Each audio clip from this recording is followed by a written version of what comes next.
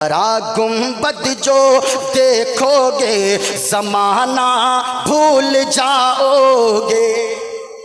पूरा मजमा बोलिए, भूल जाओगे। क्या बोलना है? ऊंचा बोलो, क्या बोलना है?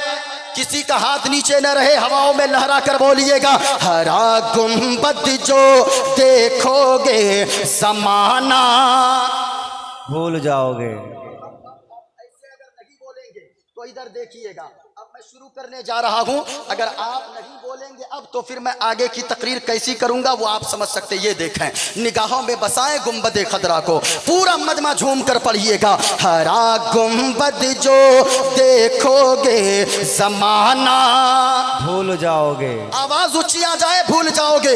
इस नीयत से पढ़ें, कोई देखे ना देखे, कोई सुने ना सुने, मदीने वाले मुस्तफ़ा जरूर देख रहे हैं, मदीने वाले मुस्तफ़ा जरूर सुन रहे हैं। जरा पूरा मजमा पढ़िएगा। अगर मुस्तफ़ा का इश्क सीने में है, याद रखना लोगों, बोलने वाली कौम जिंदा रहती है, खामोश रहने वाली कौम मारी जाती है। इधर देखें, पूरा मजमा पढ़िएगा। हरा गुंबद जो देखोगे ज़माना भूल जाओगे। माशाअल्लाह। और ऊंची आवाज में, हरा गुंबद जो देखोगे ज़माना भूल जाओगे। भूल जाओगे। अगर तैबा को जाओगे, अगर तैबा को जाओगे तो आना भूल जाओगे। अगर तैबा को जाओगे तो आना भूल जाओगे। अगर तैबा को जाओगे तो आना। हाँ, बड़ी तेजी के साथ एक शेर और पढ़ दूं, इजाजत है? अरे है इजाजत? पीछे वाले हमसे गुस्सा करके बैठे हैं क्या? अरे माशाअल्लाह। अगर मैं आपका मेहमान हूं और मेहमान की बातें माननी चाहिए। मेहमान जब खुश होकर दुआएं देकर जाता है तो याद रखिएगा, मेहमान आपके घर में अगर दुआएं करके चला जाए, अल्लाह की रहमतें झमाझम आपके घरों में बरसेगी। इसलिए अगर तकलीफ ना हो तो धीरे धीरे आगे करीब आ जाएं। मुस्तफ़ा फरमाते हैं, जो दुनिया में आलिम के करीब बैठेगा, जब कयामत का दिन आएगा वो शख्स मुझ मोहम्मद मुस्तफ़ा के करीब में बैठेगा। जो जितना करीब यहाँ दुनिया में उलमा से होगा। गौर से सुनिएगा। अगर इजाजत हो एक शेर पढ़ दूं? अरे पढ़ दूं भाई? शादो। माशाअल्लाह। अच्छा माशाअल्लाह। हाँ। आप जो भी देंगे सारी रकम अल्लाह का घर मस्जिद बनने में जाएगा। क्योंकि हमारा तो अकीदा है ना कि हम अगर देते हैं, नाम बोलें या ना बोलें, अल्लाह ज़रूर देख रहा है। हाँ, फरिश्ते रजिस्टर में नाम नोट कर रहे हैं। गौर से सुनिएगा। अगर तैबा को जाओगे तो आना। अब ऐसे सुनिएगा तो फिर मैं मंत्र वगैरह नहीं सुनाऊंगा और मैं आगे तकरीर फिर आप बोलते जाइए, फिर देखिए, जरा गौर से सुनिएगा पूरा मजमा। अगर सुनना चाहते हैं जवाब दीजिएगा। न इतरा ओ ज़ियादा चांद तारो अपनी रंगत पर, न इतरा ज़्यादा चांद तारो अपनी रंगत पर, नबी का हुस्न देखोगे चमकना भूल जाओगे। नबी का हुस्न देखोगे चमकना भूल जाओगे। इजाजत है? जी जी, इरशाद हो। माशाअल्लाह। अभी मैं शुरू करूंगा, मंत्र वगैरह शुरू करूंगा और जितनी बातें बोलूंगा बस मैं हवाला के साथ बोलूंगा। जरा गौर से सुनना प्यारे। वो मदीना की सरजमीन है, मौलाना बच्चे के हाथ को पकड़ते गए, अपने कमरे पे ले गया और दस्तरखान लगा दिया, प्लेटें रख दिया, रोटियां और बोटियां रख दिया। कहा बाबू खाना शुरू कर दो। बच्चे ने रोटी के टुकड़े को तोड़ा, आप खुद समझ सकते हो, 3 दिन का जो भूखा होगा, 3 दिन से जो खाना नहीं खाया होगा, उनकी भूख की शिद्दत का आलम क्या होगा। वो बच्चा रोटी के टुकड़े को तोड़ा, सालन में भिगोया, अपने मुंह के करीब लाया। मौलाना कहने लगे बाबू जरा जल्दी जल्दी खा लो। वो बच्चा कहने लगा क्यों मौलाना? कहा इसलिए बाबू क्योंकि तेरी माँ तुम्हें तलाश कर रही होगी, तेरा बाप तुम्हें ढूंढ रहा होगा। इतना कहना था। वो बच्चा 10 साल का जो रोटी का टुकड़ा अपने मुंह के करीब लाया था, वापस प्लेट पे रख दिया, वापस थाली में रख दिया। ज़ारो कतार रोने लगा।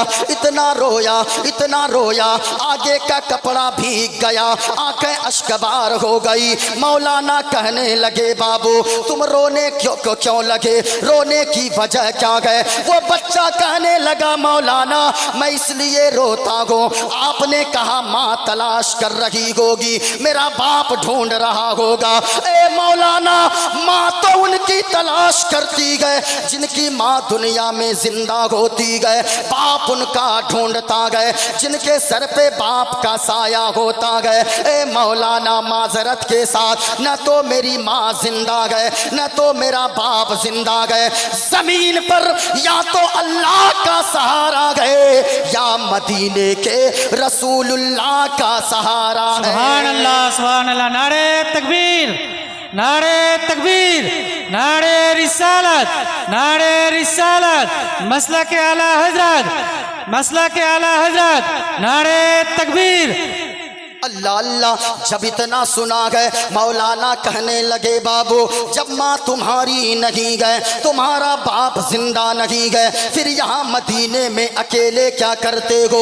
ऐसा करो बाबू तुम अपना नाम बताओ, किस कबीले से ताल्लुक रखते हो? कहा कि मौलाना लोग मुझे आले रसूल कहते गए, मैं नबी के खानदान से ताल्लुक रखता हूँ। इतना कहना था। वो बच्चा जब इतना सा कहा गए मौलाना बोल पड़े बाबू हमारे गांव चलो, मौलाना आपके यहाँ जाऊंगा क्या मिलेगा? बाबू जब हमारे यहाँ जाओगे लोगों को पता चलेगा तुम नबी के खानदान से हो, तुम आले रसूल हो, तो लोग तुझे कांधों पर बिठाएंगे, लोग तुझे अच्छी गाड़ियों पे चलाएंगे, अच्छा मकान रहने को देंगे, नया लिबास पहनने को देंगे। इतना सुनना था। उस बच्चे ने मौलाना के हाथ को पकड़ा गए, गुम्बदे खजरा के सामने लेकर आया गए, उस हरे भरे गुम्बद के सामने लेकर आया गए, मस्जिद नबवी के सामने लाया गए। और वो बच्चा कहने लगा मौलाना मेरे एक सवाल का जवाब दीजिए, मेरे एक प्रश्न का उत्तर दीजिए। बोलो बाबू क्या सवाल है, तुम्हारा क्या प्रश्न है? मौलाना मेरा प्रश्न ये है, ये तो सही बात है आपके यहाँ जाऊंगा लोग मुझे अच्छी गाड़ियां चलने को देंगे, अच्छा मकान रहने को देंगे, अच्छा कपड़ा पहनने को देंगे, नया नया लिबास देंगे, अच्छा खाना मुझे खिलाएंगे, लेकिन ऐ मौलाना मेरे एक सवाल का जवाब दीजिए, मेरे एक प्रश्न का उत्तर दीजिए। आपके यहाँ सब कुछ तो मिलेगा, क्या मुस्तफ़ा का गुम्बदे खजरा भी मिलेगा? क्या नबी का रोज़ा भी मिलेगा? क्या मदीने की गलियां भी मिलेगी? क्या मदीने की खूबसूरती भी मिलेगी? मौलाना लाजवाब हो गए,